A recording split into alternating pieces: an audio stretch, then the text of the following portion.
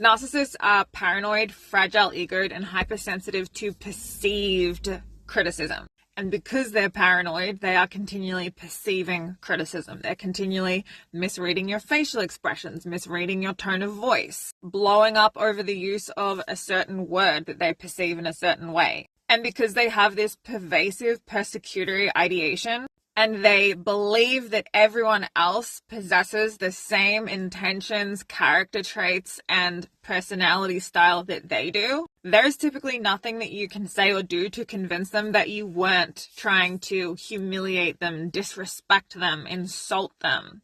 And it's really scary when you're dealing with a severely pathological narcissist who is prone to flying off the handle at a misperceived attack, who is 1000% convinced that they know you better than you know yourself. Paranoia is such a dangerous personality trait because paranoia incites the need to retaliate, defend, attack, and strike back. And it's all in the narcissist's head because they are only out for themselves, you're only out for yourself, because they are cold, calculating, manipulative, you're cold, calculating, and manipulative. Because they only care about themselves, you only care about yourself. Because they're always working an angle, you're always working an angle. Because they cry to manipulate, when you cry, you're trying to manipulate. And you can find yourself on the other end of a severely pathological narcissist who has gone into a narcissistic rage,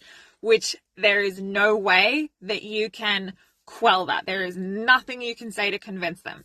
There is nothing that you can do to calm them down. And when you're dealing with someone like this, there's extreme psychological and emotional abuse. There is always a potential for violence. There is always a potential for escalation. And you just don't know where it can go. And this is why I always say that you can't manage a narcissist. You cannot manage someone with a cluster B personality disorder, because they don't live in reality. They're living in this alternate reality that they create. And it's like they're surrounded by these funhouse mirrors and they interact with you as though they're interacting with a distorted reflection of themselves that's superimposed in front of you, except you're the one that's copying it. And let me know in the comments if you've experienced this. And if you're new here, I'm a narcissistic abuse educator and a narcissistic relationship recovery coach. Make sure you hit follow and you can book a session with me through the link in my bio.